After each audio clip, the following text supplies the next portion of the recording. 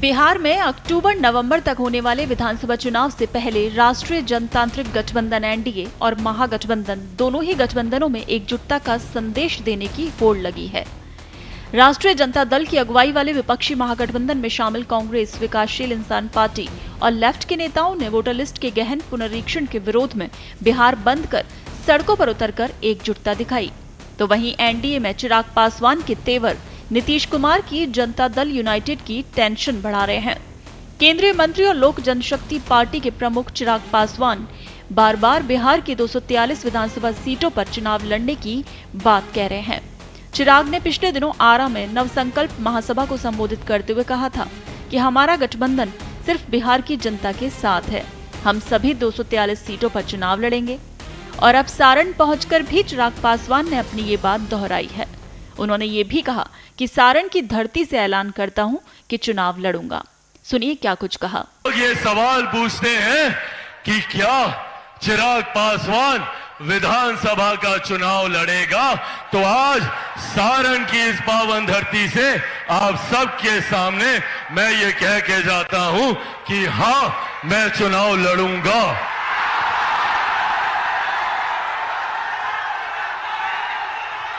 मैं चुनाव लड़ूंगा बिहारियों के लिए, मेरे भाइयों के लिए, मेरी माताओं के लिए, मेरी बहनों के लिए। और बिहार में एक ऐसी व्यवस्था हम लोग तैयार करेंगे, एक ऐसा बिहार हम लोग तैयार करेंगे जो सही मायनों में बिहार को विकास की राह पर आगे लेकर जाएगा।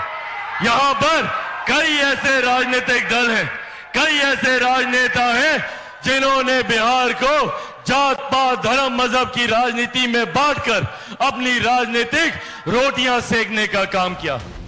अब यहाँ गौर करने वाली बात ये भी है कि चिराग ये सब उन जगहों पर जाकर कह रहे हैं जो बीजेपी का मजबूत गढ़ माने जाते हैं और उनकी अपनी पार्टी जीरो है।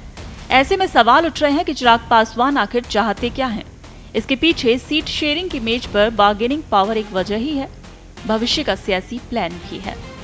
दरअसल चिराग पासवान और उनकी पार्टी बिहार विधानसभा की 243 सीटों में से कभी 60 तो कभी 40 सीटों पर दावा ठोक रही है। कहा यह भी जा रहा है कि 33 से 35 सीटें भी मिली तो एलजेपीआर मान जाएगी। लेकिन अब मुश्किल ये है कि चिराग की पार्टी को 30 सीट भी आखिर किस बेस पर मिलेंगी। पिछले साल हुए लोकसभा चुनाव में एलजेपीआर को अपने कोटे की सभी 5 सीटों पर जीत मिली थी, लेकिन विधानसभा में पार्टी का प्रतिनिधित्व 0 है। ऐसे में चिराग भी शायद ये समझ रहे हैं कि सम्मानजनक संख्या में सीटें पानी हैं तो प्रेशर पॉलिटिक्स के अलावा उनके पास कोई दूसरा विकल्प नहीं। चिराग की सक्रियता के पीछे बीजेपी को ये संदेश देने की रणनीति है कि हम आपके लिए मैदान में हैं। नजर भविष्य में एलजेपीआर के लिए सियासी जमीन तैयार करने पर भी है।